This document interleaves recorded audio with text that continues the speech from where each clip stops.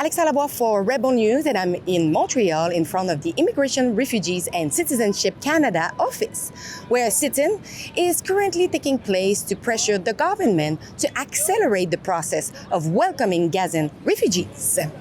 This sit-in is part of a coordinated action happening across the country. I'm here to document the event without engaging directly with the protesters, since I don't have a bodyguard to ensure my safety.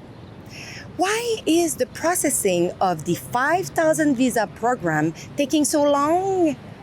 And why should we perhaps not accept these refugees so hastily? Here is why.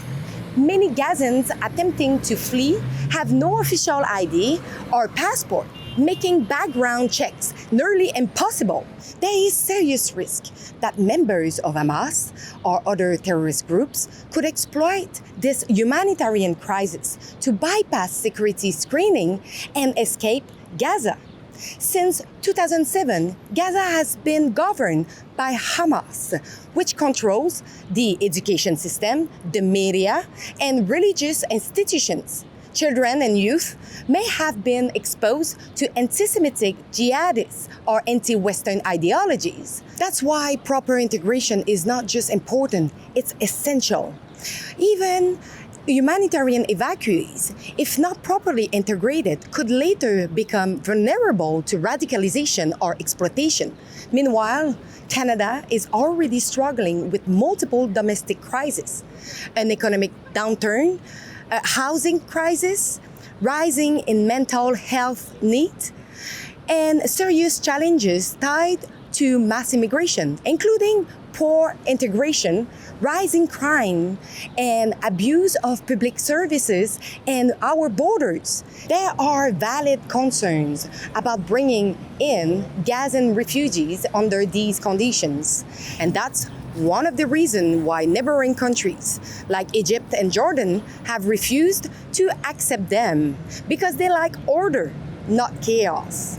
When Egypt temporarily opened the Rafah border crossing in 2005, the country experienced destabilization in several regions. Tunnels were dug between Gaza and the Sinai Peninsula, used for arms trafficking. Terrorist activity in Sinai spiked dramatically. Jordan, which has already taken in 2 major waves of Palestinian refugees in the past, also faced deep social and political consequences. Remember Black September in 1970? I'm pretty sure they remember. At Rebel News, we have launched a petition to stop these influx of Gazan refugees. Visit nogazarefugees.com to sign it and make your voice heard. Now, here is what I'm seeing on the ground today, and let's have a look.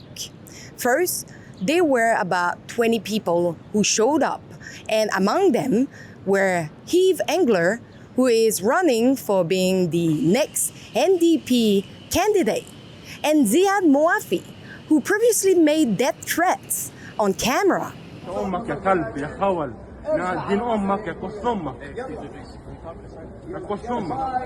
hope you die. I hope you die. I hope you die. There it is. Same slogan, same noise, same energy.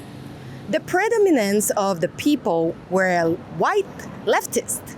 I was expecting maybe seeing more Palestinian families, but no. And surprisingly, I didn't see any union members on the ground.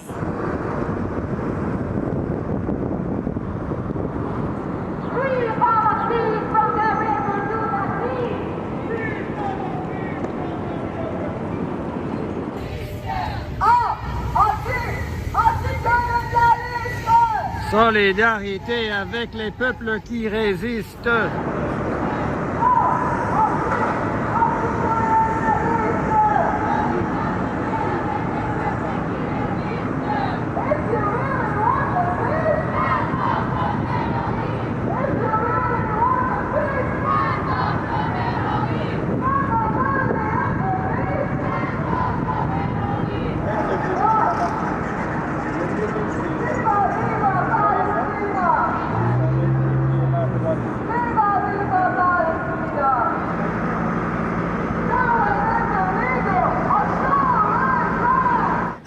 You enjoy. It was Alexa for Rebel News here in Montreal.